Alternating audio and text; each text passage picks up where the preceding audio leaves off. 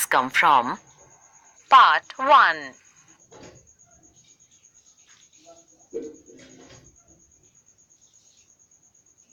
Factories needed workers.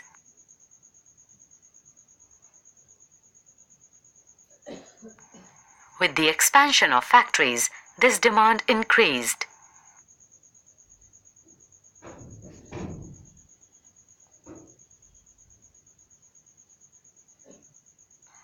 In 1901, there were 5,84,000 workers in Indian factories.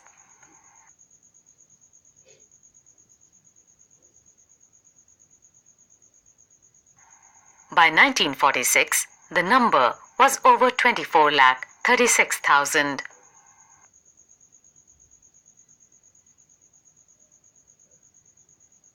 But the question arises,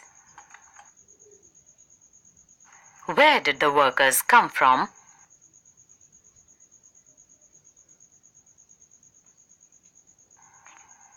In most industrial regions, workers came from the districts around.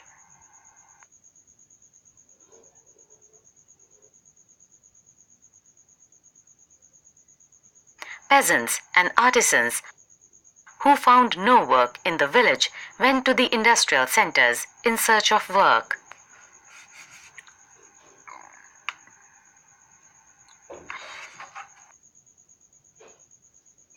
Over 50% workers in the Bombay cotton industries in 1911 came from the neighboring district of Ratnagiri.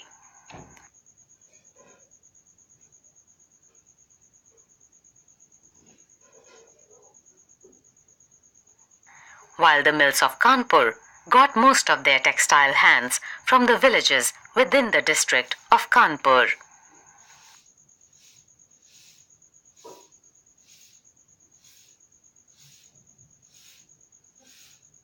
Most often, mill workers moved between the village and the city, returning to their village homes during harvests and festivals.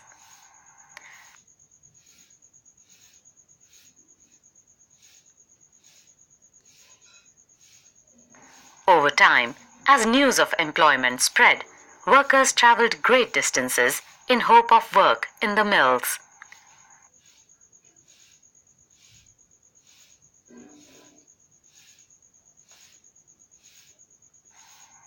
From the United Provinces, for instance, they went to work in the textile mills of Bombay and in the jute mills of Calcutta.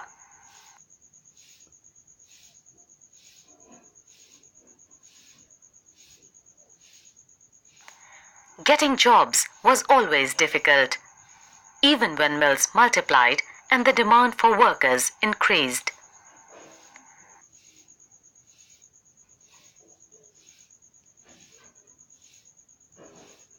The numbers seeking work were always more than the jobs available.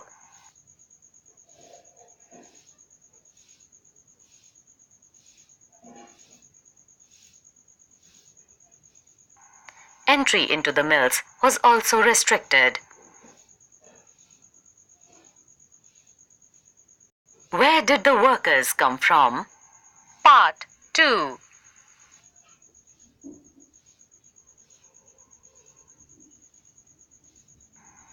Industrialists usually employed a jobber to get new recruits.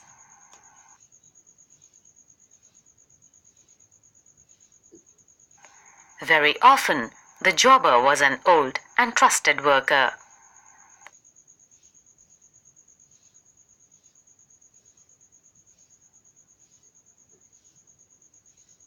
He got people from his village, ensured them jobs, helped them settle in the city, and provided them money in times of crisis.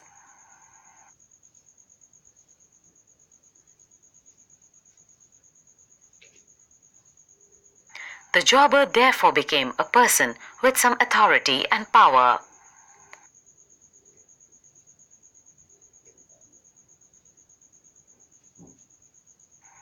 He began demanding money and gifts for his favor and controlling the lives of workers.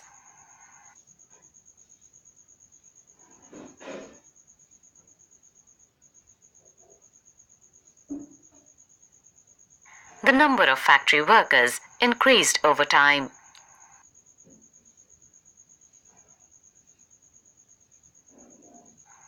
However, as you will see, they were a small proportion of the total industrial workforce.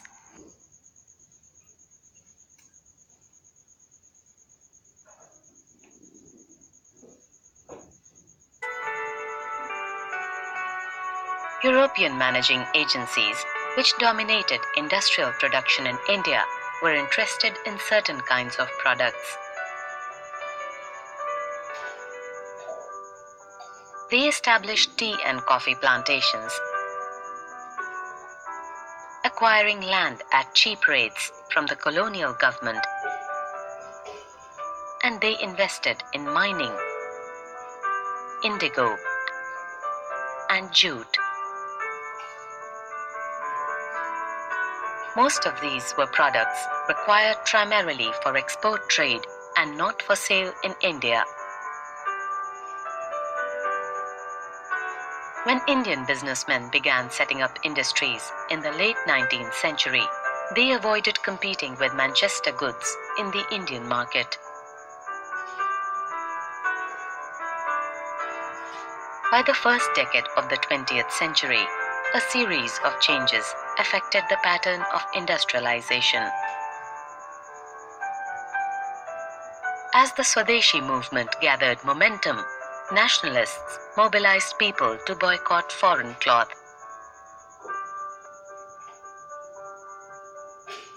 Industrial groups organized themselves to protect their collective interests, pressurizing the government to increase tariff protection and grant other concessions.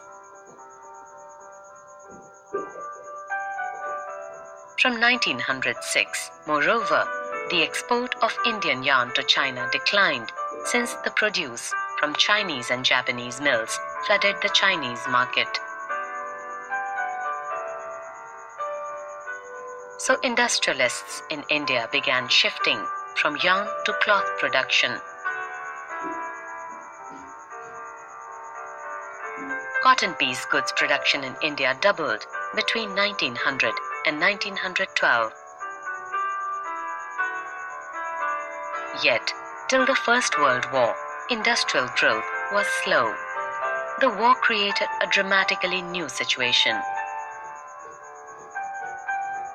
With British mills busy with war production to meet the needs of the army, Manchester imports into India declined.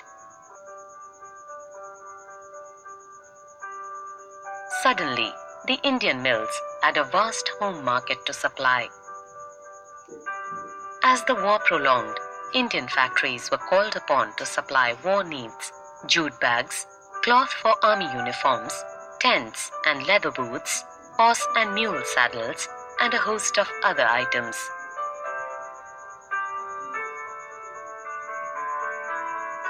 New factories were set up, and old ones ran multiple shifts.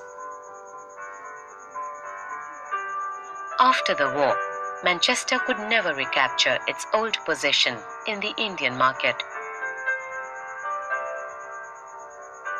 Unable to modernize and compete with the US, Germany, and Japan, the economy of Britain crumbled after the war.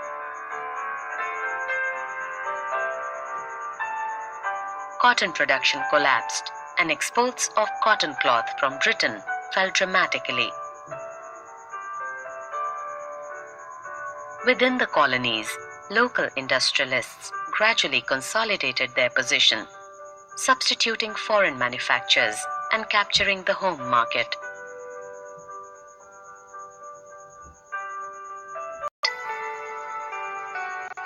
While factory industries grew steadily after the war, large industries formed only a small segment. Most of them, about 67% in 1911, were located in Bengal and Bombay. Over the rest of the country, small-scale production continued to predominate. Only a small proportion of the total industrial labor force worked in registered factories, 5% in 1911, and 10% in 1931. The rest worked in small workshops and household units, often located in alleys and bylanes, invisible to the passerby. In fact, in some instances, handicrafts production actually expanded in the 20th century. This is true even in the case of the handloom sector that we have discussed. While cheap machine-made thread wiped out the spinning industry in the 19th century, the weavers survived despite problems. In the 20th century, handloom cloth production expanded steadily, almost trebling between 1900 and 1940. Do you know how did this happen? This was partly because of technological changes. Handicrafts people adopt new technology if that helps them improve production without excessively pushing up costs. So by the second decade of the 20th century, we find weavers using looms with a fly shuttle. This increased productivity per worker, speeded up production, and reduced labor demand. There were several other small innovations that helped weavers improve their productivity and compete with the mill sector. Certain groups of weavers were in a better position than others to survive the competition with mill industries. Amongst weavers, some produced coarse cloth, while others wore finer varieties. The coarser cloth was bought by the poor, and its demand fluctuated violently. In times of bad harvests and famines, when the rural poor had little to eat, and their cash income disappeared, they could not possibly buy cloth. The demand for the finer varieties, bought by the well-to-do, was more stable. The rich could buy these even when the poor starved. Famines did not affect the sale of Banarsi or Baluchari saris.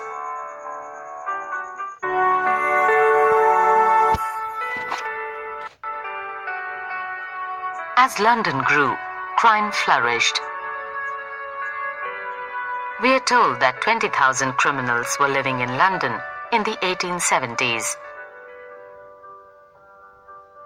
We know a great deal about criminal activities in this period, for crime became an object of widespread concern. There were the cheats and tricksters, pickpockets and petty thieves crowding the streets of London. In an attempt to discipline the population, the authorities imposed high penalties for crime and offered work to those who were considered the deserving poor. Factories employed large numbers of women in the late 18th and early 19th centuries.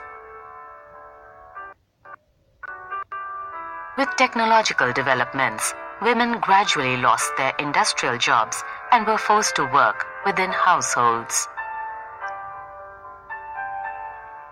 The 1861 census recorded 250,000 domestic servants, of whom the vast majority were women, many of them recent migrants. A large number of women used their homes to increase family income by taking in lodgers or through such activities as tailoring, washing, or matchbox making. However, there was a change once again in the 20th century. As women got employment in wartime industries and offices, they withdrew from domestic service. Large number of children was pushed into low-paid jobs, often by their parents. Housing. Older cities like London changed dramatically when people began pouring in after the Industrial Revolution. Factory or workshop owners did not house the migrant workers. Instead, individual landowners put up cheap and usually unsafe tenements for the new arrivals. Although poverty was not unknown in the countryside, it was more concentrated and starkly visible in the city. A survey by Charles Booth, a Liverpool shop owner, found that as many as 1 million Londoners, about 1/5 of the population of London at the time, were very poor and were expected to live only up to an average age of 29, compared to the average life expectancy of 55 among the gentry and the middle class. London, he concluded, needed the rebuilding of at least 400,000 rooms to house its poorest citizens. For a while, the better-off city dwellers continued to demand that slums simply be cleared away. But gradually, a larger and larger number of people began to recognize the need for housing the poor. The reasons for this increasing concern were as follows.